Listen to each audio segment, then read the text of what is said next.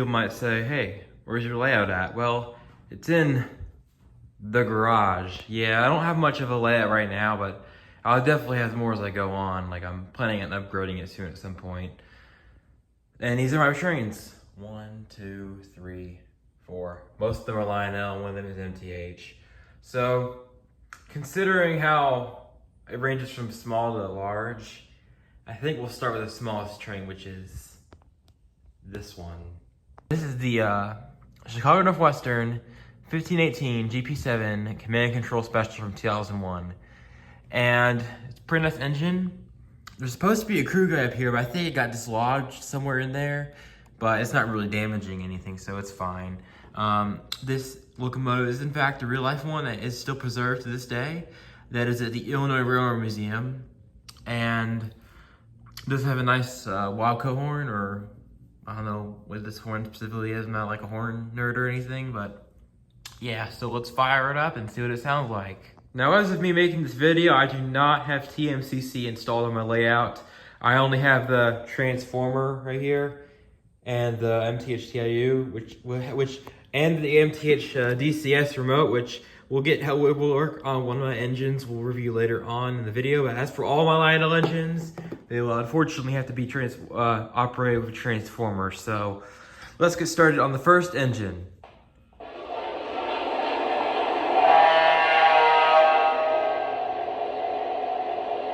So here is our GP7 currently sitting idling. There's the flashing light at the top and everything. It's really loud in the garage, so I'm literally having no headphones. So let's take it for a spin, shall we? Slow it down a little bit. Here we go.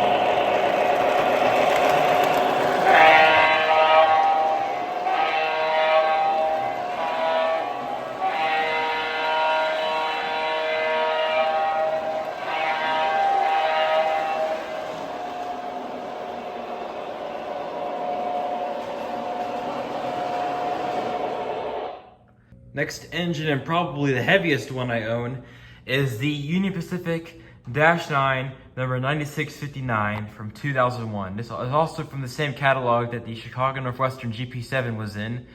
This engine has much more detail than the GP7. It actually has some crew guys in there you can see. It's hard to kind of see. No, wait, he's in the other window. It's kind of hard to see him, but he's in there. So yeah. That is the -9. I almost said -7 for a second there. And I don't know what horn that is. Let me know in the comments. I don't know. I'm not a horn nerd. Like, I can't easily identify them other than like the name. But nice engine nonetheless. Let's give her a test start up.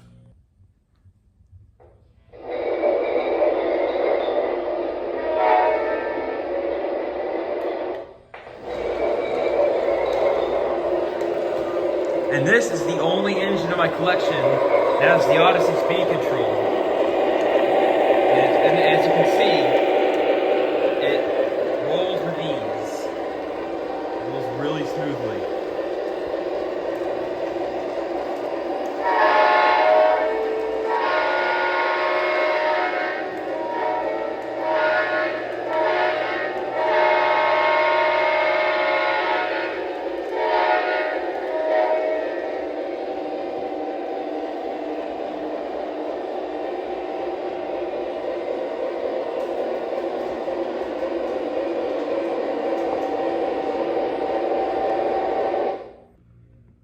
Our next engine is the Pennsylvania Railroad Mikado Jr. number 9631. This is a model from, I think, 2009, and it has TMCC and rail sounds and all the crew talk and all that. But it does not have the Odyssey speed control, and it has a metal flywheel or something like that inside of it that controls the motor or whatnot. But yeah, this model is really good. I actually just got it today as me making this video. This is my newest model in my collection. And it's pretty nice, has some crew guys in there. Nice coal. And now we're gonna fire it up. This engine has by far the highest quality sound. It says Real Sounds 5.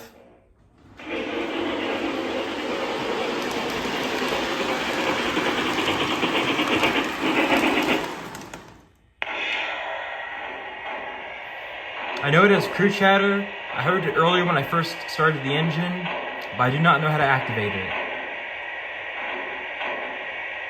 But yeah.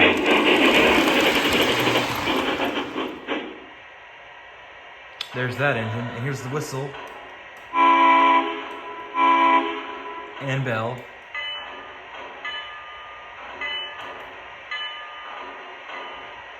And that will do it for the Mikado. Well, we have one more, and it's by far my most prized possession in the collection.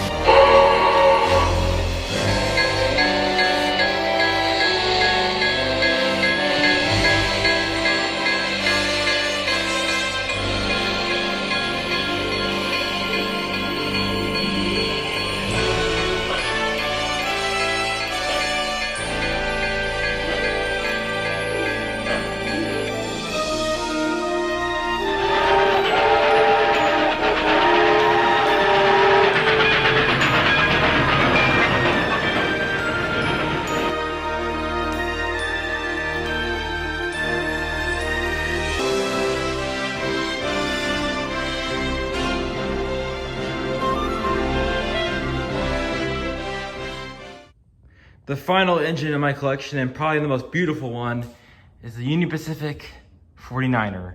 This engine is actually a Protosound 3 version of this engine. It has the DCS functions and all that. It is not the old Protosound 1 version that runs conventionally. This is actually one from 2017, and this one's really rare because I can't find any other one that's the 2017 version. That's Protosound 3.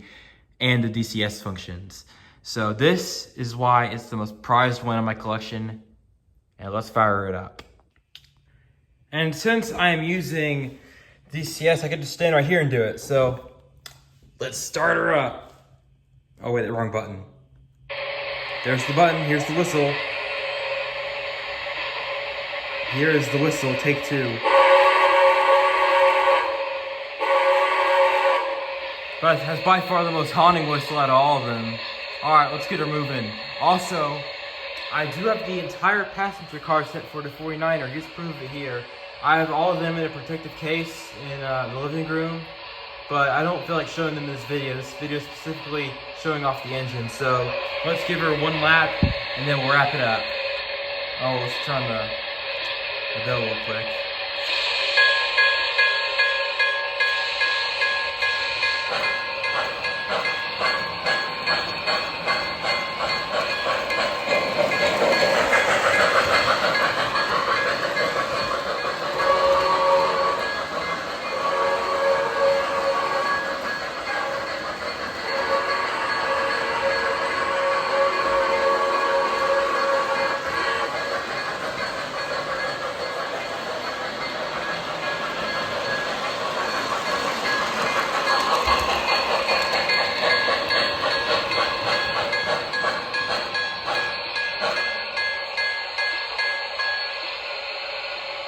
And that will do it for my O-gauge model train collection.